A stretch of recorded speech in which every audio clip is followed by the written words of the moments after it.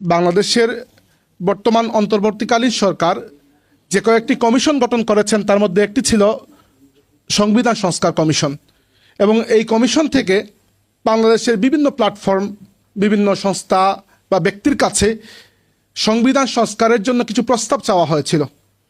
এর আলোকে বালাকোট চেতনা উজ্জীবন পরিষদের পক্ষ থেকেও আমরা কিছু প্রস্তাব পেশ করেছিলাম। সেই প্রস্তাবগুলো মূলত ইংরেজি ভাষায় ছিল এবং পরবর্তীতে এই সেমিনারের সুবিধার্থে এটিকে আমরা বাংলায় অনুবাদ করেছি। আজকে এটি আমি আপনাদের সামনে প্রবন্ধ আকারে উপস্থাপন করব এবং এর পরবর্তীতে সমালোচনা প্রশ্নোত্তর আমাদের যেভাবে সেমিনারে কোরাম অনুযায়ী চলবে ইনশাল্লাহ। সম্মানিত উপস্থিতি, আমরা এই প্রবন্ধ উপস্থাপনের প্রাক্কালে কিছু কথা প্রথমে বলতে চাই। আমি এই প্রবন্ধটি যখন উপস্থাপন করছি তখন আপনাদের এটি জানা রাখার কথা যে আমরা সবাই সংবিধান বিশেষজ্ঞ নয় এবং সংবিধানের পুরো কাঠামোর উপর আমরা কথা বলিনি। আমরা শুধুমাত্র বালাকোট চেতনা উজ্জীবন পরিষদের পক্ষ থেকে ইসলামী দৃষ্টিকোণ থেকে আমাদের কিছু প্রস্তাব তাদের কাছে পাঠিয়েছি এবং এই প্রস্তাবগুলো কিছু প্রেক্ষাপটের আলোকে প্রণীত হয়েছে। অর্থাৎ বাংলাদেশ এবং বাংলাদেশের জন্মেরও আগে এই বাংলা এলাকার মুসলমানদের যে ঐতিহাসিক একটি যাত্রা ছিল সেটিকে আমরা একটা প্রেক্ষাপট হিসাবে নিয়েছি, আর ইসলামী শরিয়াকে আমরা আরেকটি প্রেক্ষাপট হিসাবে নিয়েছি। এই দুটি প্রেক্ষাপটের আলোকে আমরা 19টি প্রস্তাব পেশ করেছি এবং এই প্রেক্ষাপটগুলো আমাদের জন্য জরুরি, কারণ আমাদের প্রস্তাবগুলোকে বুঝতে হলে, মূল্যায়ন করতে হলে এই প্রেক্ষাপটগুলো বোঝা সবার জন্য জরুরি। তা আমি শুরু করছি যে আমরা প্রথমে ধন্যবাদ দিয়েছি তাদেরকে যে ঐতিহাসিক জুলাই গণ অভ্যুত্থানের পরে বাংলাদেশে যে অন্তর্বর্তীকালীন সরকার প্রতিষ্ঠিত সরকার শপথ নিয়েছেন, এরপরে এই সংকটাপূর্ণ মুহূর্তে যে কয়েকটি কমিশন জাতিকে সংস্কার করার দায়িত্ব নিয়েছেন তার মধ্যে সংবিধান সংস্কার কমিশন অন্যতম। এবং তাদের কাছে আমরা প্রস্তাব পেশ করার সময় বলেছি যে সংবিধান, আইন, রাষ্ট্র, সরকার ইত্যাদি বিষয়ে তাদের অভিজ্ঞতা এবং জ্ঞান আমাদের চেয়ে বেশি। তবুও আমরা ইসলামী দৃষ্টিকোণ থেকে দুটি প্রেক্ষাপটের আলোকে 19টি প্রস্তাব পেশ করছি যেগুলোকে তারা যেন সদয় মূল্যায়ন করেন। আমাদের প্রথম প্রস্তাব হচ্ছে আমরা সেকুলারিজম অর্থাৎ ধর্মনিরপেক্ষতা এবং সোশ্যালিজম অর্থাৎ সমাজতন্ত্রকে বাংলাদেশের সংবিধানের প্রিয়াম্বল অর্থাৎ প্রস্তাবনা থেকে, যেখানে এগুলোকে জাতীয় মুক্তি সংগ্রামের অনুপ্রেরণা হিসেবে উল্লেখ করা হয়েছে, এবং সংবিধানের দ্বিতীয় ভাগ যেখানে রাষ্ট্র পরিচালনার মূলনীতি হিসাবে 4টি আদর্শকে উল্লেখ করা হয়েছে, যার মধ্যে 2টি হচ্ছে সেকুলারিজম এবং সোশ্যালিজম, এগুলোকে বাদ দেওয়ার সুপারিশ করেছি, প্রস্তাব করেছি। এবং বাদ দেওয়ার সাথে সাথে মোর অ্যাপ্রোপ্রিয়েট টার্মিনোলজিস, যেগুলো এর চেয়ে ভালো শব্দগুচ্ছ যা সামাজিক ন্যায় বিচার, ধর্মীয় সম্প্রীতি এগুলোকে রিপ্রেজেন্ট করতে পারে, এরকম শব্দ দিয়ে সেকুলারিজম এবং সোশ্যালিজম এই দুটো টার্মকে পরিবর্তনের সুপারিশ করেছি। এখানে একটু প্রেক্ষাপট বলতে চাই আমি আপনাদেরকে যে কেন আমরা এই সুপারিশটি করলাম। আমাদের বাংলাদেশে বর্তমানে অনেক আলোচনা হচ্ছে, আমি নিজেও এরকম বরেণ্য মানুষের আলোচনা শুনেছি যে সেকুলারিজম নিয়ে আলিমুল আমার পড়ালেখা কম, এজন্য তারা কিছু মুখস্থ কথাবার্তা বলেন। আসলে সেকুলারিজম মানে হচ্ছে দুনিয়াদারি, এবং শ্রদ্ধেয় অধ্যাপক সলিমুল্লাহ খান প্রায় সময় এই কথা বলেন যে সেকুলারিজম মানেই দুনিয়াদারি। সেকুলারিজমকে এত সহজভাবে নেওয়ার কিছু নাই। সেকুলারিজম শব্দটি কোন ভাষা থেকে, কোন শাব্দিক অর্থে এসেছে এটি এখন দেখার বিষয় নয়, কারণ সেকুলারিজম এই শব্দ এখন একটি পারিভাষিক অর্থে ব্যবহার হয়। উদাহরণস্বরূপ রাসূল শব্দ, রাসূল অর্থ হচ্ছে বার্তাবাহক, কিন্তু রাসূল যেহেতু ইসলামের একটি পারিভাষিক শব্দ, টার্মিনোলজি, তাই আমরা যে ব্যক্তি আমাদের কাছে পত্র নিয়ে আসে, পোস্টম্যান, তাকে আমরা রাসূল বলি না, সাইল বারিদ বলি। কারণ যেহেতু একটি ধর্ম এটিকে তার পারিভাষিক শব্দ বানিয়ে নিয়েছে, তাই আমরা পারিভাষিক শব্দ হিসাবে এটিকে সম্মান করি। একইভাবে সেকুলারিজমকে কখনো এটি মনে করা উচিত নয় যে এটি কেবল শাব্দিক একটি ব্যবহার। সেকুলারিজমকে কখনো এরকম মনে করা উচিত নয় যে শাব্দিক অর্থে এটি শুধু ধর্ম এবং রাষ্ট্রের মধ্যে একটি বিভাগ, একটি বিয়োজন। না, সেকুলারিজম তার নিজের মধ্যে একটি ইতিহাস রাখে, সেকুলারিজম এই পরিভাষা তার নিজের একটি সংজ্ঞা রাখে, তার নিজের কিছু বৈশিষ্ট্য রাখে, এবং এগুলো বাংলাদেশের মুসলমানদের বা এরও আগে বাঙালি মুসলমানদের ইতিহাস জাতীয় চেতনার সাথে যায় না, আর সোশ্যালিজম বাংলাদেশের মুসলমান এবং তাদের জাতীয় ইতিহাসের সাথে যায় না।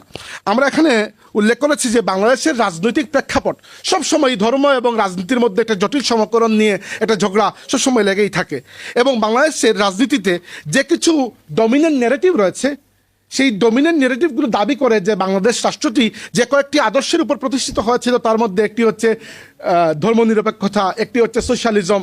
এবং আমাদের এই যে কমিশনের কাছে আমরা পাঠিয়েছি, এই কমিশনের চেয়ারম্যান অধ্যাপক আলী রিয়াজ তার নিজের বইতে লিখেছেন যে বাংলাদেশ প্রতিষ্ঠিত হয়েছে যে কয়েকটি আদর্শের উপরে, সেই আদর্শগুলোর মধ্যে একটি হচ্ছে সেকুলারিজম, একটি হচ্ছে সোশ্যালিজম। আমরা এখানে দ্বিমত পোষণ করতে চাই যে বাংলাদেশ রাষ্ট্র সেকুলারিজম বা সোশ্যালিজম এরকম কোনো আদর্শের উপর প্রতিষ্ঠা হয় নাই, আমাদের মহান মুক্তিযুদ্ধ এরকম কোনো আদর্শের উপরে হয়নি। এরপরে বাংলাদেশের যে ডমিনেন্ট নেগেটিভ, যে রাজনৈতিক বয়ান, সেখানে দাবি করা হয় যে বাংলাদেশের মুক্তিযুদ্ধ এবং তৎপরবর্তী রাজনীতিতে ইসলামের সেরকম অর্থে কোনো ভূমিকা ছিল না আনটিল জিয়াউর রহমান যখন ক্ষমতায় আসলেন, মিলিটারি শাসন আসলো, তখন ইসলামকে আবার রাজনৈতিক অঙ্গনে নিয়ে আসা হয়েছে। আমরা এটাও দ্বিমত পোষণ করি, বিষয়টা আসলে এত সহজ নয় যেভাবে আপনারা বলছেন। তৃতীয়ত বলা হয় যে সেকুলারিজম, সোশ্যালিজম এগুলো হচ্ছে বাঙালি মুসলমানদের বা বাঙালিদের ইনহেরেন্ট স্পিরিট, অন্তর্নিহিত চেতনার মধ্যে এগুলোর একটা জায়গা আছে। আমি দ্বিমত পোষণ করতে চাই। আমি বাঙালি মুসলমান এবং বাঙালি হিন্দুদেরও ইতিহাস পড়েছি। ধর্মনিরপেক্ষতা, সমাজতন্ত্র কখনো বাঙালিদের ইনহেরেন্ট স্পিরিট বা অন্তর্নিহিত চাহিদা কখনোই ছিল না। উল্টো আমি কিছু জায়গায় প্রশ্ন করতে চাই, এই যে সেকুলারিজমকে একটা বেনালিটির ফ্রেমওয়ার্ক থেকে দেখার একটা চিন্তা আমরা করছি, যে সেকুলারিজম তো আছে আছে, বাকিগুলা কি আছে দেখার বিষয়। এই যে সেকুলারিজমকে আমরা পানির মতো একটা সহজ দুনিয়াদারি বানিয়ে দিচ্ছি, বিষয়টা এরকম নয়। সেকুলারিজম নিয়ে যারা ইদানিং লেখাপড়া করেছেন, কানাডার চার্লস টেইলর, স্পেনের হুসে কাসানোভা, আমেরিকার আপনারা ধরতে পারেন অধ্যাপক তালাল আসাদ, তারা সেকুলারিজমের ইতিহাস নিয়ে আলোচনা করেছেন এবং আমাদেরকে দেখিয়েছেন সেকুলারিজম এই টার্মিনোলজির পেছনে ইউরোপিয়ান ইতিহাসটা খুব অঙ্গাঙ্গিভাবে জড়িত। ইউরোপে রাষ্ট্র এবং চার্চের মধ্যে যে সংঘাত ছিল, সেই সংঘাতগুলো নিয়ে অনেক ধর্মযুদ্ধ হয়েছে। এরপরে ইউরোপিয়ান সোসাইটি আস্তে আস্তে এটা স্বীকার করে নিয়েছে যে ধর্মের জায়গা আলাদা, সমাজ এবং রাষ্ট্রের জায়গা আলাদা। তখন শুধুমাত্র পশ্চিম ইউরোপে, এমনকি আমেরিকায়ও না, শুধু পশ্চিম ইউরোপে সেকুলারিজমকে একটি আদর্শ হিসেবে গ্রহণ করা হয়েছে। অথচ আমাদের বাংলা অঞ্চলে দুই ধর্মের মানুষের মধ্যে সংঘাতের ইতিহাস আছে, কিন্তু রাষ্ট্র আর ধর্মের মধ্যে সংঘাতের ইতিহাস নাই। সুতরাং সেকুলারিজম সেটি আমাদের নিজেদের মধ্যে ইনহেরেন্টলি বিল্ড আপ হওয়া কোনো আইডিয়া না, এটি ওই ওয়েস্ট থেকে, পশ্চিম ইউরোপ থেকে আমাদের কাছে এসেছে, আমাদের সংবিধানে এটি এসে জায়গা করে নিয়েছে। এছাড়া প্রফেসর হুসে কাসানোভা, যিনি সেকুলারিজম নিয়ে লেখালেখি করা বর্তমান যুগের শ্রেষ্ঠ একজন পণ্ডিত, তিনি দেখিয়েছেন যে সেকুলারিজমের অনেক লেভেল আছে। সবচেয়ে প্রাথমিক যে লেভেল, আইডিওলজিক্যাল লেভেল, সেই লেভেলে এসে সেকুলারিজম প্রথমেই ধর্মকে অপ্রাসঙ্গিক করে দেয়। বাঙালি মুসলমান কিংবা বাঙালি হিন্দুও তার জীবন থেকে, সমাজ থেকে, পরিবার থেকে ধর্মকে অপ্রাসঙ্গিক করা, এটা কি কখনো মেনে নেবে? নাকি আমাদের ইতিহাসে কখনো এর কোনো জায়গা ছিল? অতএব সেকুলারিজম এই পুরো আইডিওলজিটা বাঙালি মুসলমানের চিন্তা চেতনার সাথে কখনোই খাপ খায় না। উল্টো আমরা দেখি, বড় আশ্চর্যের বিষয়, এই বাংলা এলাকার ইতিহাসকে শেপ করার ক্ষেত্রে ইসলামের একটি চমৎকার ভূমিকা ছিল, অনস্বীকার্য ভূমিকা। প্রথমে আসি আমরা ব্রিটিশ আমলে। এত লম্বা ইতিহাস বলার তো সুযোগ নেই, কিন্তু কিছু গুরুত্বপূর্ণ আন্দোলন যেগুলো বাঙালি মুসলমানের মধ্যে একটা চেতনাবোধ জাগিয়েছে, সেগুলো যদি আপনারা দেখেন, উদাহরণস্বরূপ আমি যদি 90s কথা বলি, অর্থাৎ 19বিংশ শতাব্দীর কথা, তাহলে তিনটি বড় আন্দোলন ছিল। একটি হচ্ছে খিলাফত আন্দোলন এবং দুঃখিত, প্রথমটি হচ্ছে ফরায়েজি আন্দোলন, যেটি হাজী শরীয়তুল্লাহ এবং এরপরে ওনার পুত্র দুদু মিয়া এদের নেতৃত্বে চলেছে। ফরায়েজি আন্দোলন বাঙালি কৃষকদের মধ্যে একটা মুসলিম চেতনা জাগ্রত করেছে হিন্দু জমিদার এবং ব্রিটিশ নীল চাষিদের বিরুদ্ধে। প্রথমবার এই একটা আন্দোলন, যেটি বাংলার কৃষক শ্রেণীর মানুষের কাছে অনেক সাড়া পেয়েছে।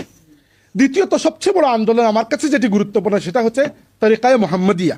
আপনারা মনে করতে পারেন যে তরিকায়ে মোহাম্মদিয়া প্রতিষ্ঠাতা সৈয়দ আহমদ বেরলভী, তিনি তো ওই দিল্লি, বেরেলি, উত্তরপ্রদেশ ওই এলাকার মানুষ। হ্যাঁ, সৈয়দ আহমদ বেরলভী ওই এলাকার মানুষ এবং তিনি শহীদও হয়েছেন বর্তমান পাকিস্তানের বালাকুট এলাকায়। কিন্তু সৈয়দ আহমদ বেরলভী হজে যাওয়ার পূর্বে 1820 সালে যখন কলকাতায় এসেছিলেন, তখন কলকাতার অন্তত 10,000-এর মতো মানুষ যেটি বাংলাপিডিয়ায় আপনারা পাবেন এই তথ্য, 10,000-এর মতো মানুষ সৈয়দ আহমদ বেরলভীর হাতে বায়াত হয়েছিলেন। এবং সৈয়দ আহমদ বেরলভীর সাথে বাংলার অন্যতম চেতনার প্রাণ পুরুষ যদি আমরা কাউকে বলি, মীর নিসার আলী তিতুমির, তিনিও হজে গিয়েছিলেন এবং পরবর্তীতে এসে এই তরিকায়ে মোহাম্মদিয়া থেকে উদ্বুদ্ধ হয়ে তিতুমিরের পরবর্তী আন্দোলনগুলো চলেছে। একটা হচ্ছে তিতুমিরের আন্দোলন, ব্রিটিশ বিরোধী আন্দোলন ধরতে পারেন। সৈয়দ আহমদ বেরলভীর খলিফাদের মধ্যে আরেকজন ছিলেন নূর মোহাম্মদ নিজামপুরী, যিনি বালাকুট যুদ্ধ শরিক ছিলেন এবং পরবর্তীতে তার থেকে যে তরিকাগুলো বেরিয়েছে এগুলো বাংলা বিহার এই অঞ্চলে ইসলামের প্রচার প্রসার এবং মুসলমানদের মধ্যে একটা মুসলিম চেতনাবোধ জাগ্রত করতে বলিষ্ঠ ভূমিকা রেখেছে। তৃতীয়ত আরেকটি ধারা যদি আমরা দেখি, সৈয়দ আহমদ বেরলভীর খলিফাদের মধ্যে মৌলানা কারামত আলী, তার যে পিসফুল দাওয়া অ্যাক্টিভিটি, এটি পরবর্তী তার সিলসিলার মধ্যেও খুঁজে পাওয়া যায়। তাহলে সৈয়দ আহমদ বেরলভী 1831 সালে বালাকোট যুদ্ধে শাহাদত বরণ করেছিলেন ঠিকই, কিন্তু দুটি ঘটনা এখানে গুরুত্বপূর্ণ। একটি হচ্ছে 1820 সালে অন্ততপক্ষে 10,000 মুসলিম আলিম উলামা কলকাতায় সৈয়দ আহমদ বেরলভীর হাতে বায়াত করেছেন। আর সৈয়দ আহমদ বেরলভীর পরবর্তীতে তার তরিকায় মোহাম্মদিয়া মীর নিসার আলী তিতুমির, নূর মোহাম্মদ নিজামপুরি, মৌলানা কারামত আলী জৌনপুরি, এরকম মহাত্ম পুরুষদের মাধ্যমে একটি বহুমুখী আন্দোলন হয়ে বাংলা এবং অন্যান্য এলাকা ছড়িয়ে পড়েছিল। এবং পরবর্তীতে এই অঞ্চলে যতটুকু ইসলামী আন্দোলন হয়েছে, এখন হচ্ছে আর পরবর্তীতে হবে, সবগুলো কোনো না কোনোভাবে সৈয়দ আহমদ বেরলভীর ওই তরিকায় মোহাম্মদিয়ার সাথে যুক্ত। এটি আইডিওলজিক্যাল পয়েন্ট থেকে হোক বা যুক্ত। এরপরে 19বিংশ শতাব্দীতে আরেকটি বড় আন্দোলন হয়েছে, সেটা হচ্ছে মোহাম্মদ আলী জওহরের নেতৃত্বাধীন খেলাফত আন্দোলন। সেই খেলাফত আন্দোলনে অন্ততপক্ষে যদি 1000 না হয়, অন্ততপক্ষে কয়েকশো বাঙালি উলামা, বাঙালি মুসলিম উলামা সংযুক্ত হয়েছিলেন। তার মানে আমরা কি দেখি যে বাঙালি মুসলমানদের মধ্যে সেকুলারিজম তো গড়ে উঠেই নাই, বরং এরকম কিছু ইভেন্ট আমরা দেখি যেগুলিতে প্রমাণিত হয় যে বাঙালি মুসলমানদের মধ্যে অনেক শক্ত একটা মুসলিম চেতনাবোধ, আমি ইসলামী চেতনাবোধ যদি নাও বলতে চাই, কমপক্ষে মুসলিম চেতনাবোধ জাগ্রত হয়েছিল। এরকম অনেক আন্দোলন হয়েছে। এরপরে আসেন আপনারা বিংশ শতাব্দীর শুরুর দিকে 1906 সালে যখন ঢাকায় মুসলিম লীগ প্রতিষ্ঠা হয়েছে। কে করেছে প্রতিষ্ঠা? বাঙালি মুসলমানরাই, বাঙালি মুসলিম নেতারাই করেছেন। পাকিস্তান আন্দোলন বাঙালি মুসলিম নেতারাই করেছেন। সো আমরা ব্রিটিশ আমলে দেখি এই এলাকার মুসলমানদের মধ্যে কমপক্ষে সেকুলারিজম, সোশ্যালিজম এরকম কোনো আইডিয়া ডেভেলপ হয় নাই, বরং এর থেকে শক্ত, যেটি আমি বলতে পারি যে খুব শক্তিশালী একটি মুসলিম চেতনা জাগ্রত হয়েছে। এরপরে পাকিস্তান আমলে দেখেন, আমি আপনাদেরকে এই বইয়ে রেফারেন্স দিয়ে কথা বলেছি, আপনারা মিলিয়ে নেবেন। যে আমি এক কথা যদি বলি, পাকিস্তান আমলে পূর্ব পাকিস্তানের জনগণের কোনো রাজনৈতিক কার্যক্রমেই বাঙালি জাতীয়তাবাদ ও ইসলামী ভাবাদর্শের মধ্যে কোনো দ্বন্দ্বের ইঙ্গিত ছিল না। আপনারা পূর্ব পাকিস্তান আওয়ামী মুসলিম লীগ, তার সমস্ত কার্যকলাপ, মিটিং, তার বক্তৃতা এবং তাদের যত ইশতেহার আছে, ঘোষণা, দফা, দাবি, কোনো জায়গায় ইসলামী চেতনা, মুসলিম চেতনাকে, বাঙালি জাতির চাহিদা, বাঙালি জাতির জাতীয়তাবোধ এগুলার বিরুদ্ধে দাঁড় করানোর একটা প্রবণতা, সেকুলারিজম, সেকুলারাইজেশন, সোশ্যালিজম এরকম কোনো আইডিওলজি ছিল না। বরং পূর্ব পাকিস্তান মুসলিম লীগ থেকে যখন পূর্ব পাকিস্তান আওয়ামী লীগ হলো, সেই আওয়ামী লীগের কোনো রাজনৈতিক কার্যক্রমে আনটিল 1970s কখনো আপনি পাবেন না যে সেকুলারিজম, সোশ্যালিজম এগুলা কোনো আইডিওলজিক্যাল ডিসকোর্স হিসাবে জায়গা পেয়েছে।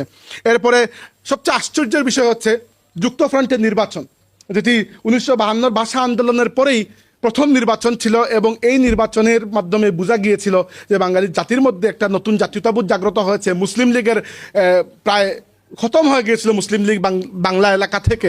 সেই গুরুত্বপূর্ণ নির্বাচনে মুসলিম যুক্তফ্রন্টের যে নির্বাচনী ইশতেহার ছিল, সেই ইশতেহারের মধ্যে না সেকুলারিজম ছিল, না সোশ্যালিজম ছিল, না অন্য কোনো ভাষাতাত্ত্বিক জাতীয়তাবোধের কোনো কথা ছিল। বড় আশ্চর্যের বিষয়, আপনারা খুঁজে পাবেন তাদের স্পষ্ট যে বয়ান ছিল, তারা সেখানে তাদের ইয়ের মধ্যে লিখেছে, তাদের নির্বাচনী ইশতেহারের মধ্যে, যে no legislation shall be enacted repugnant to the Quran and Sunnah and steps shall be taken to enable citizens to order their lives following the principle of equality and brotherhood in Islam. অর্থাৎ যুক্তফ্রন্টের নির্বাচনী ইশতেহার ছিল যে কোরআন সুন্নাহ বিরোধী কোনো আইন এই অঞ্চলে করা হবে না। কোন জায়গায় সেকুলারিজম কিন্তু আমরা খুঁজে পাচ্ছি না। 1972 সংবিধান প্রণয়ন হওয়ার আগ পর্যন্ত আমাদের জাতীয় ঘোষণাপত্র বলতে যা ছিল সেটা হচ্ছে 1971 সালের প্রক্লেমেশন অফ ইন্ডিপেন্ডেন্স, স্বাধীনতার ঘোষণাপত্র। কোনো জায়গায় না সেকুলারিজমের কোনো আলোচনা ছিল, না সোশ্যালিজমের কোনো আলোচনা, না এক পাকিস্তান থেকে সরে এসে একটা ধর্ম নিরপেক্ষ সেকুলার রাষ্ট্র বানানোর কোনো আকাঙ্ক্ষা এখানে প্রস্ফুটিত হয়েছিল না, সোশ্যালিস্ট কোনো আইডিওলজি ছিল, কিছুই ছিল না। আপনারা গুগলে সার্চ দিয়ে বাংলাদেশের স্বাধীনতার ঘোষণাপত্র পড়তে পারেন, সেখানে না সেকুলারিজমের কোনো আলোচনা না সোশ্যালিজমের কোনো আলোচনা। তাইলে আমি যদি একটি বলি যে 1972 সালের সংবিধানে রাষ্ট্রের মূলনীতি হিসাবে এবং স্বাধীনতা যুদ্ধের চেতনা বা ইন্সপিরেশন হিসাবে সেকুলারিজম এবং সোশ্যালিজমকে হঠাৎ করে এসে ঢুকিয়ে দেওয়া হয়েছে, আমি মনে হয় খুব ভুল কথা বলছি না। হ্যাঁ, ঠিক আছে, আমি এটা স্বীকার করছি যে শেখ মুজিবুর রহমান বারবার বলেছেন, এবং তিনি জার্মান একটা পত্রিকাকে সাক্ষাৎকার দিয়েছেন, রিসেন্টলি আমি পড়লাম ওই পত্রিকাটি, যে তিনি বলেছেন যে সেকুলারিজম মানে ধর্ম নিরপেক্ষতা, দুঃখিত, সেকুলারিজম মানে ধর্মহীনতা নয়, তিনি বলেছেন, স্বীকার করেছেন। এবং সংবিধান প্রণয়ন কমিটির প্রধান যিনি ছিলেন ডক্টর কামাল হোসেন, তিনিও বলেছেন, তার সাক্ষাৎকারটাও আমি পড়েছি, যে আমরা সেকুলারিজমকে গ্রহণ করতে বাধ্য ছিলাম এই জন্য যেন ধর্মীয় আগ্রাসন এবং ধর্মীয় বৈষম্য রোধ হয়। তাহলে আমার একটা সত্য প্রশ্ন, ধর্মীয় সম্প্রীতির জন্য এমনও শব্দ পৃথিবীতে আছে বাংলা এবং ইংরেজি ভাষায় যেগুলোকে আপনারা এই জায়গায় ব্যবহার করতে পারেন, এবং এই প্রস্তাব আমরা দিয়েছিও। কিন্তু সেকুলারিজম যার নিজস্ব একটা সংজ্ঞা আছে, বৈশিষ্ট্য আছে, ইতিহাস আছে, তাকে ভিন্ন অর্থে আমাদের সংবিধানে কি জন্য ব্যবহার করা হলো, এটাই আমাদের এখানে আপত্তি। আমরা ধর্মীয় সম্প্রীতির পক্ষে, আমরা কোনো মানুষ চায় না ধর্মীয় সংঘাতের মধ্যে দেশ থাকুক, কিন্তু ধর্মীয় সম্প্রীতি বুঝাতে সেকুলারিজম কি একটি পারফেক্ট শব্দ? I don't think so. Secularism বা সোশ্যালিজম, সামাজিক ন্যায় বিচার বুঝাতে সোশ্যালিজম কি একটি পারফেক্ট শব্দ? সোশ্যালিজম, কার্ল মার্কসের সোশ্যালিজম হোক, ভ্লাদিমির লেনিনের সোশ্যালিজম হোক, অথবা মাও জেডংয়ের সোশ্যালিজম হোক, অথবা আজকে উত্তর কোরিয়ার সোশ্যালিজম হোক, কোন সোশ্যালিজম পৃথিবীতে সফল হয়েছিল আমাকে বলুন। আমি যদি ইউরোপের নিষ্পেষণের ইতিহাসকে সামনে রেখে কার্ল মার্কসকে কতক্ষণের জন্য সাপোর্টও করি, কিন্তু পরবর্তীতে কার্ল মার্কসের আইডিওলজির উপরে যে রাষ্ট্রগুলো প্রতিষ্ঠিত হয়েছিল, তাদের যে জুলুম বর্বরতার ইতিহাস, সেই জায়গা থেকে আমি সোশ্যালিজম বা এই সমাজতন্ত্রকে কিভাবে সাপোর্ট করতে পারি?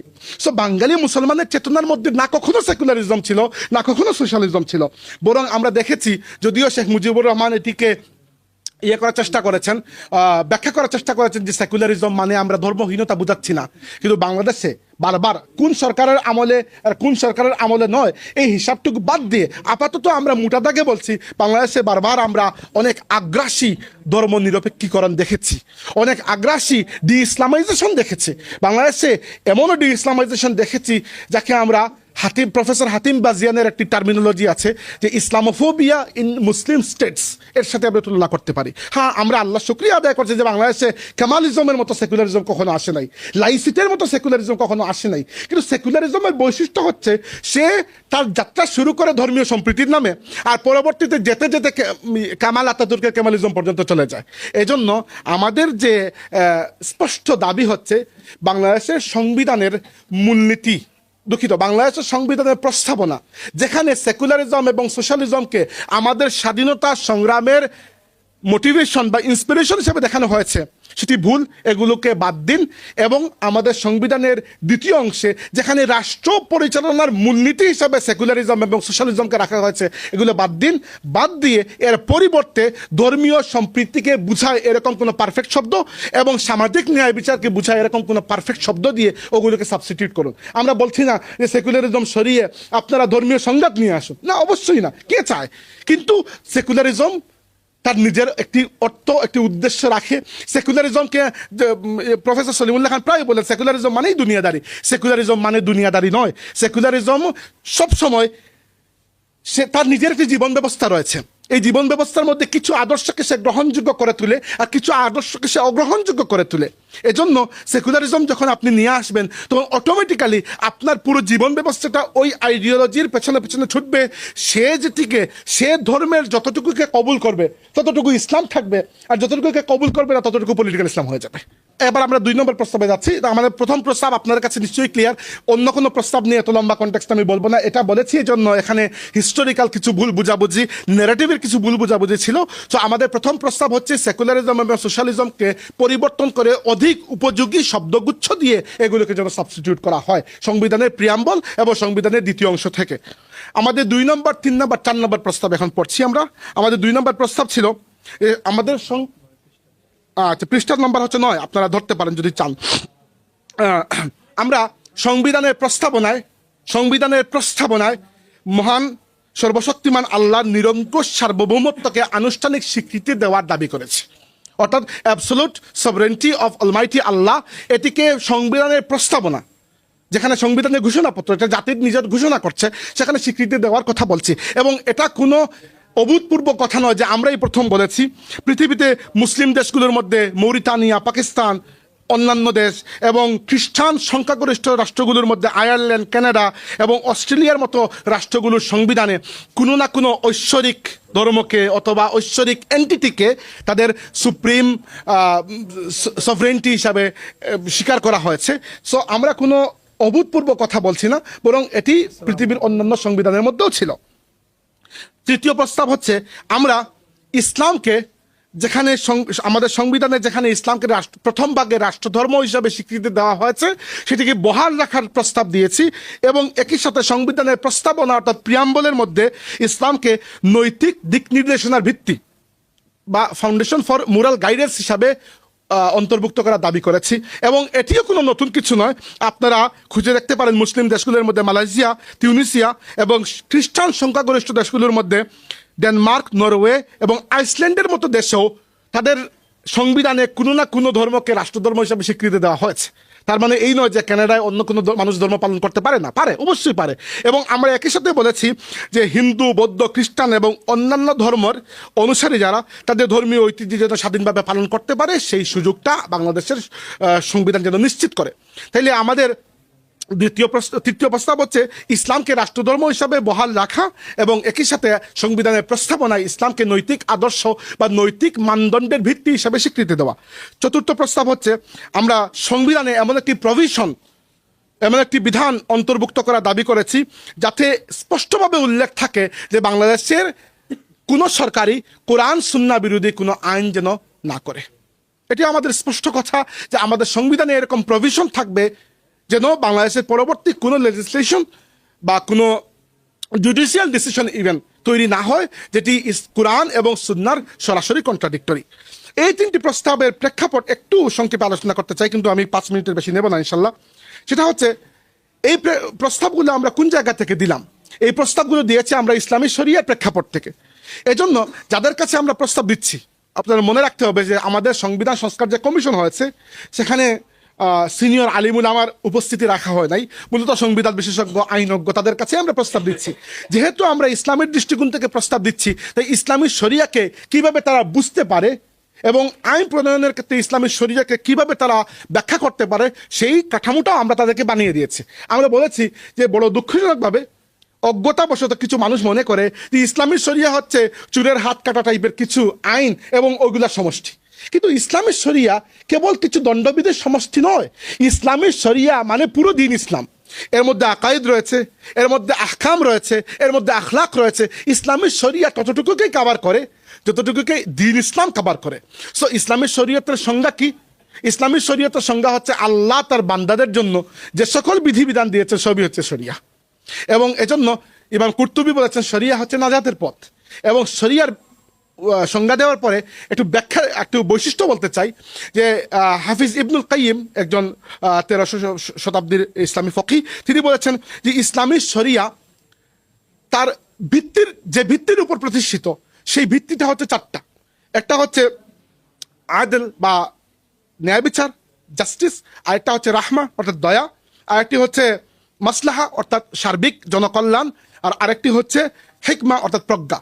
তাই তিনি ইবনুল কাইয়িম শরিয়ার বৈশিষ্ট্য এটা বলছেন যে ইসলামী শরিয়া কোনো সময় আদল, রাহমা, তারপরে মাসলাহা এবং থেকে হিকমত থেকে বের হতে পারে না। এমনকি কোনো মানুষ যদি ইসলামী শরিয়ার এমন কোনো ব্যাখ্যা দেয় যেটি আদল থেকে সরে অন্যদিকে চলে গেছে, যেটি হিকমত থেকে সরে অন্যদিকে চলে গেছে, তাইলে এটি ইসলামী শরিয়া হতে পারে না। বুঝতে হবে ওই ব্যক্তির ব্যাখ্যার মধ্যে ভুল রয়েছে। এবার আমরা ইসলামী শরিয়াকে বোঝার জন্য তাদেরকে একটা ফ্রেমওয়ার্ক বানিয়ে দিয়েছি যে ইসলামী শরিয়াকে বোঝা যায় অনেকভাবে, অনুধাবন করার অনেক পদ্ধতি আছে, কিন্তু মোটা দাগে ইসলামী শরিয়াকে বোঝার জন্য সবচেয়ে সহজ পদ্ধতি হচ্ছে মাকাসিদুশ শরিয়া। শরিয়ার কিছু উদ্দেশ্য আছে। এই উদ্দেশ্য আল্লাহ তাবারাকা ওয়া তাআলা লিখে পাঠাননি, আল্লাহ শরিয়া দিয়েছেন এবং পরবর্তীতে আলিম উলামা এই শরিয়াকে স্টাডি করার পরে এই শরিয়ার যে বিধিবিধান এগুলোকে সামনে রেখে এগুলোর উদ্দেশ্য নিরূপণ করেছেন। এই শরিয়ার এই উদ্দেশ্যগুলোকে মাকাসিদ বলা হয়।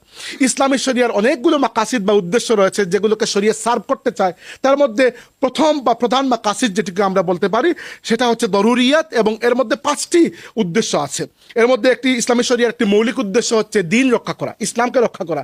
2 নম্বর উদ্দেশ্য হচ্ছে মানুষের জীবনকে রক্ষা করা। 3 নম্বর হচ্ছে মানুষের সম্পদকে রক্ষা করা। 4 নম্বর হচ্ছে মানুষের বংশীয় পবিত্রতাকে রক্ষা করা। আর 5 নম্বর হচ্ছে মানুষের আকল, মানুষের দিমাগকে, ব্রেনকে, মানুষের চিন্তা চেতনা বুদ্ধিমত্তাকে রক্ষা করা। এবার যদি আপনারা 11 নম্বর পৃষ্ঠায় যান, আমি পড়ে শোনাচ্ছি না। ইসলামী শরিয়ার, আমি আবার বলছি, আল্লাহ এবং আল্লাহর রসুল প্রণীত যে কোনো আইন কানুন, ইসলামী শরিয়ার যে কোনো বিধিনিষেধ যদি আপনি নেন তাহলে দেখবেন ওই 5টি উদ্দেশ্যের মধ্যে কোনো একটি উদ্দেশ্যকে ওই আইনটি সার্ভ করছে। আপনি উদাহরণস্বরূপ আপনি বলতে পারেন যে ইসলাম কেন মদ হারাম করলো? কারণ মানুষের আকলকে হেফাজত করার জন্য। ইসলাম কেন জুয়া হারাম করলো? মানুষের সম্পদকে হেফাজত করার জন্য। ইসলাম কেন প্রবাহিত রক্ত বক্ষণ করা হারাম করলো? মানুষের জীবন রক্ষার জন্য।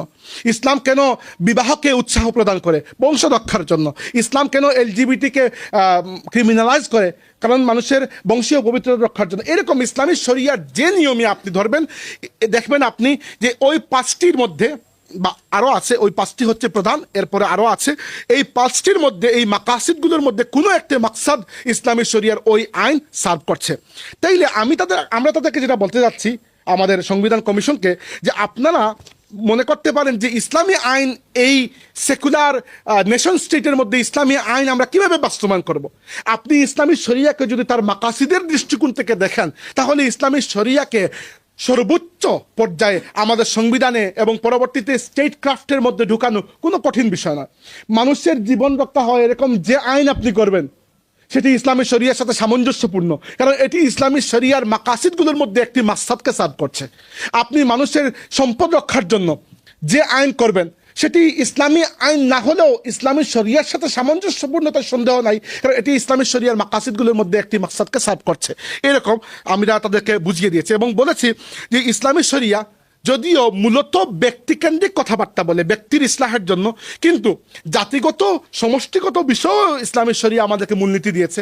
উদাহরণস্বরূপ ইসলামী শরিয়া আমাদেরকে বিচারের মূলনীতি দিয়েছে যে সর্বদা প্রিজাম্পশন অফ ইনোসেন্সকে বহাল রাখা হবে। অর্থাৎ একজন ব্যক্তিকে আপনি অভিযুক্ত করলেন, তাকে তার নির্দোষ প্রমাণ করতে হবে না, বরং যিনি অভিযোগ দিয়েছেন তাকে ওই ব্যক্তিকে দোষী প্রমাণ করতে হবে। একই সাথে ইসলামী শরিয়া আমাদেরকে রাষ্ট্রীয় কার্যাবলী সম্পাদনের জন্য নিয়ম দিয়েছে শুরা। খালি মাথাভিত্তিক ভোট নয়, বরং পরামর্শ সভা বিল্ড আপ করার মাধ্যমে কার্য পরিচালনা করা। তাই আমি বলছি যেটি ইসলামী শরিয়াকে যদি আমরা মাকাসিদের দৃষ্টিকোণ থেকে বুঝি তাহলে যে আইন দিন রক্ষা করে, জীবন রক্ষা করে, সম্পদ রক্ষা করে, মানুষের বংশীয় পবিত্রতা রক্ষা করে এবং মানুষের চিন্তা বুদ্ধিমত্তা জ্ঞানকে রক্ষা করে, সেটি ইসলামী শরিয়ার সাথে সামঞ্জস্যপূর্ণ। এটি কোরআনের আয়াতের এক্স্যাক্টলি কোরআনের আয়াতের রেপ্লিকা যদি নাও হয় তবুও সমস্যা নাই। যদি ডিরেক্টলি কোরআন সুন্নাহর বিরুদ্ধে না যায় তাহলে এটিকে আমরা শরিয়ার মধ্যে অ্যাকোমোডেট করতে পারবো। তাই আমি যেটি প্রস্তাব দিচ্ছি যে ইসলামী শরিয়ার পক্ষ থেকে এটি এমন কোনো প্রস্তাব নয় যেটা ইম্পসিবল, এমন কোনো প্রস্তাব নয় যেটি এটিকে আপনারা করতে পারবেন না। Just you have to understand the sharia through the lens of মাকাসিদ। এবার আমরা 5 নম্বর প্রস্তাবে যাচ্ছি। এই ছিল আমাদের 2-3-4 নম্বর প্রস্তাবের কনটেক্সট। 5 নম্বর প্রস্তাবে আমরা বলেছি যে বাংলাদেশের জন্য একটি সাংবিধানিক সংস্থা হিসাবে একটি ইসলামী পরামর্শ পরিষদ গঠন করা হয়। কারণ সংবিধান, জুডিশিয়ারি, লেজিসলেশন, অ্যাডমিনিস্ট্রেশন সবার কাছে ইসলামী শরিয়াকে ব্যাখ্যা করবে কে? প্রত্যেকে যদি নিজের মতো উঠে ব্যাখ্যা করতে শুরু করে তাহলে তো সমস্যা। সিনিয়র ওলামা কেরামের মাধ্যমে যদি বাংলাদেশে একটি সাংবিধানিক সংস্থা থাকে, ইসলামী পরামর্শ পরিষদ, তারা সংবিধানকে ব্যাখ্যা করতে পারবে ইসলামের দৃষ্টিকোণ থেকে এবং জুডিশিয়ারি এবং সরকারকে পরামর্শ দিতে পারবে। এরপরে 6 নম্বর প্রস্তাবে আমরা বলেছি যে LGBTQ অর্থাৎ lesbian, gay, bisexual, transgender, queer plus plus plus এই যে অ্যাক্টিভিটিগুলো আছে এগুলোকে যেন মৌলিক অধিকার বা অন্য কোনো অধিকার হিসাবে স্বীকৃতি না দেওয়া হয়, কারণ এগুলো শুধু ধর্মবিরোধী নয়, মানবতা বিরোধীও, এবং পৃথিবীর কোনো সমৃদ্ধ সভ্যতা এবং সুস্থ সংস্কৃতি এগুলোকে কবুল করবে না। তাই আমরা বলেছি যে আমাদের লিঙ্গ যে তালিকা যেটি মেল ফিমেল, এখানে ট্রান্সজেন্ডারকে যেন অন্তর্ভুক্ত করা না হয়, আর যাদের রিয়েল জেন্ডার ডিফর্মিটি রয়েছে তাদেরকে ইন্টারসেক্স নামে অভিহিত করা হয়, ট্রান্সজেন্ডার নামে যেন করা না হয়। 7 নম্বর প্রস্তাবে আমরা বলেছি যে মুসলমানদের যে পারিবারিক আইন রয়েছে, বিবাহ, তালাক, তারপরে মিরাসের সম্পত্তি বন্টন, এগুলোতে মুসলমানদেরকে যেন ইসলামী নীতিমালা অনুযায়ী তাদেরকে পরিচালিত হওয়ার সুযোগটিকে সংবিধান কর্তৃক স্বীকৃতি দেওয়া হয়। একই সাথে অন্য ধর্মের যারা আছে তারা তাদের পরিবার সংশ্লিষ্ট আইন যেন নিজের ধর্মের আইন নীতিমালা অনুযায়ী করতে পারে। 8 নম্বর প্রস্তাবে আমরা বলেছি যে আমাদের জুডিশিয়ারি অর্থাৎ বিচার বিভাগের কোনো জুডিশিয়াল ডিসিশন যেন ডিরেক্টলি ইসলামী শরিয়া অর্থাৎ কোরআন সুন্নাহর সাথে কন্ট্রাডিক্টরি না হয়। 9 নম্বর প্রস্তাবে আমরা বলেছি যে বাংলাদেশে সাংবিধানিক সংস্থা হিসাবে একটি স্বাধীন জাতীয় শিক্ষা কমিশন গঠন করা উচিত, এবং যেখানে অন্যান্য বিষয়ের পণ্ডিতদের সাথে সাথে ইসলামী আলিমুলামাও থাকবেন, ইসলামী বিষয়গুলো কারিকুলামের মধ্যে কিভাবে অন্তর্ভুক্ত করা হবে, কিভাবে মূল্যায়ন করা হবে এটি দেখার জন্য।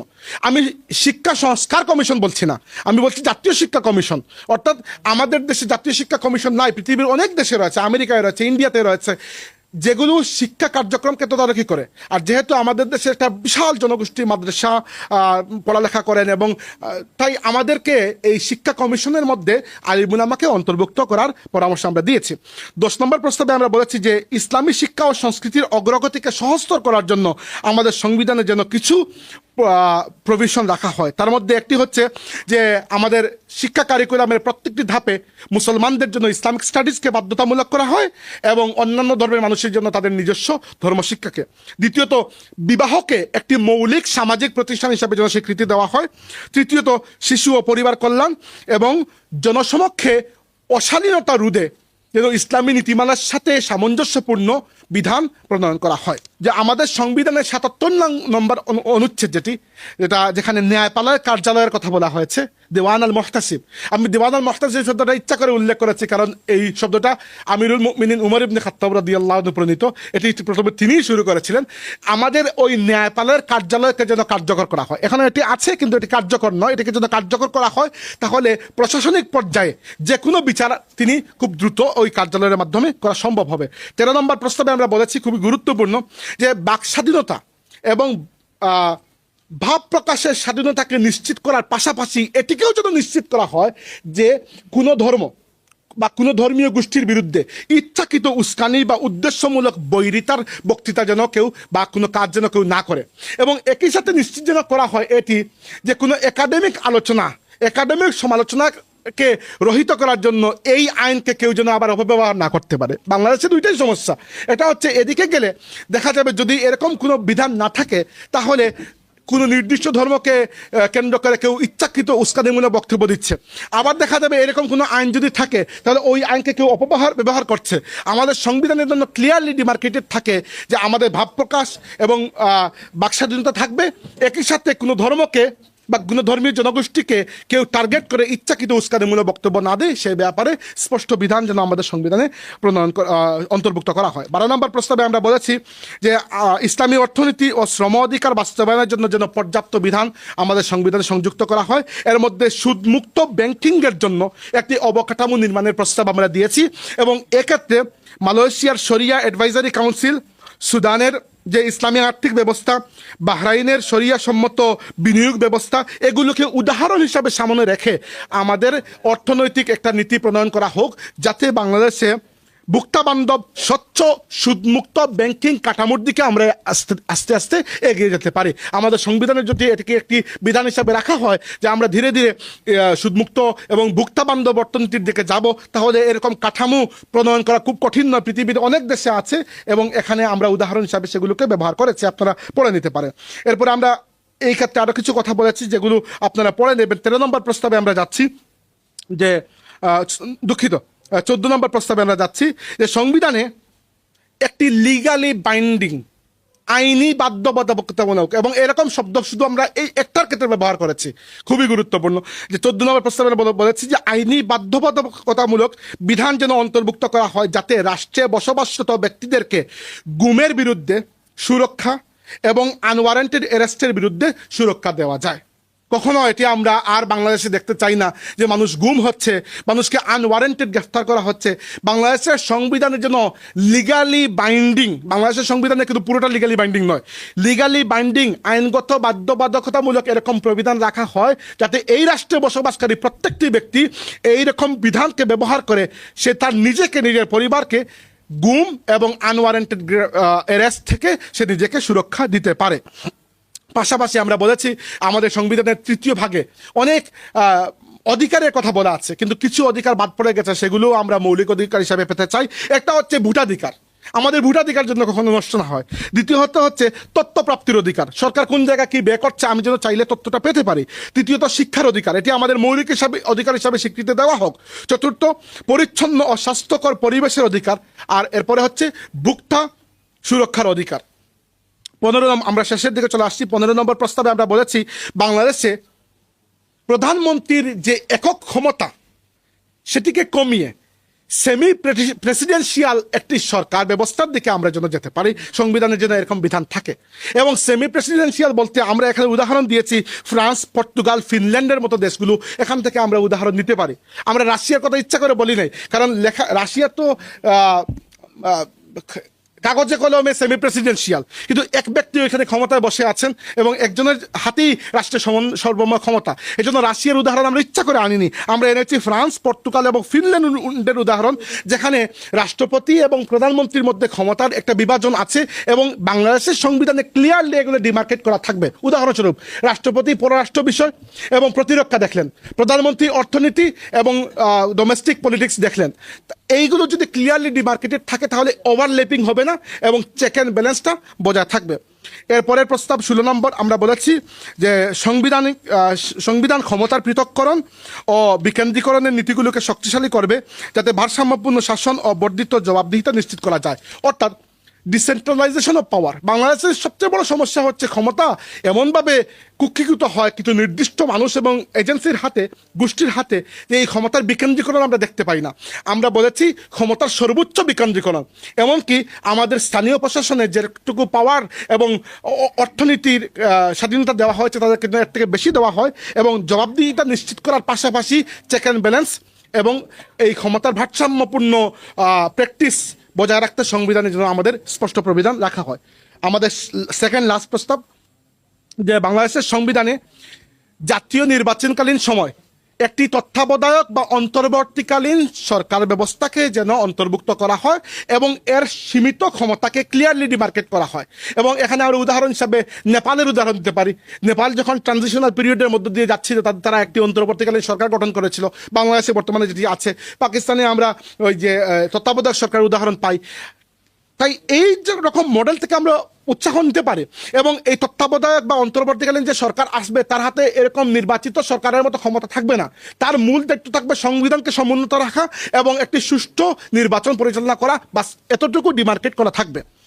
18 নম্বর প্রস্তাবে আমরা বলেছি যে আমাদের সংবিধানকে এমনভাবে গঠন করা হোক, এটা খেয়াল করার মতো বিষয়, যেন যে কোনো ব্যক্তি এসে স্বেচ্ছাচারীর মাধ্যমে এটিকে স্বৈরাচারী উদ্দেশ্যে ব্যবহার করতে না পারে এবং আরবিট্রারি অ্যামেন্ডমেন্টস থেকে আমাদের সংবিধানকে আমরা বাঁচাতে পারি। যার ইচ্ছা হলো সংবিধানকে সে পরিবর্তন করে ফেললেন, যার ইচ্ছা হলো সংবিধানকে পরিবর্তন করে ফেললেন। আমাদের সংবিধান যেন এরকম সুপরিবর্তনীয় না হয়, বরং সংবিধানের মৌলিক অধিকার, শাসন কাঠামো এবং রাষ্ট্রের সার্বভৌমত্বকে প্রভাবিত করে এমন কোনো বিধান যদি পরিবর্তন করতে হয় তাহলে যেন গণভোটের আয়োজন করা হয়। আর এছাড়া বাকিগুলোকেও পরিবর্তন করতে যেন সংবিধানে এরকম বিধান থাকে যে পরিবর্তন করতে হলে আমাদের পার্লামেন্টের মধ্যে সুপার মেজরিটি ভোটের প্রয়োজন হবে। এরকম করলে কী হবে, যেমন জার্মানিতে আপনারা দেখতে পাবেন তাদের যে প্রোটেকশন অফ ফান্ডামেন্টাল রাইটস, এগুলোকে কখনো পরিবর্তন করা যায় না।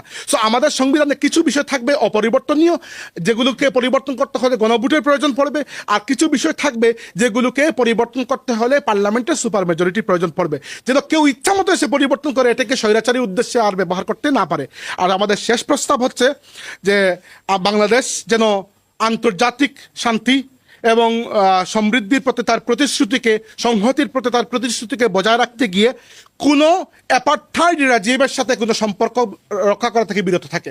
অর্থাৎ ইসরায়েলের মতো কোনো রাষ্ট্র যারা বৈষম্যমূলক আচরণ করছে অন্য জাতির প্রতি, এইরকম কোনো রাষ্ট্রের সাথে যেন বাংলাদেশের সরকারগুলো কোনো সম্পর্ক না রাখে, এবং মানবতা, মুক্তি এবং স্বাধীনতার প্রতি যে মানবতার ইনহেরেন্ট একটা স্পিরিট আছে সেটিকে বহাল রাখতে গিয়ে ফিলিস্তিনি জনগণের স্বাধীনতা সংগ্রামের প্রতি যেন বাংলাদেশ সরকারের সবসময় তার একটা সমর্থন বহাল থাকে, এবং ভ্রাতৃর প্রতি মুসলিম রাষ্ট্রগুলোর সাথে যেন আমরা সুসম্পর্ক গড়ে তুলি, যেন আমরা উম্মার একটা ঐক্য এখানে আমরা আমাদের ভূমিকা রাখতে পারি।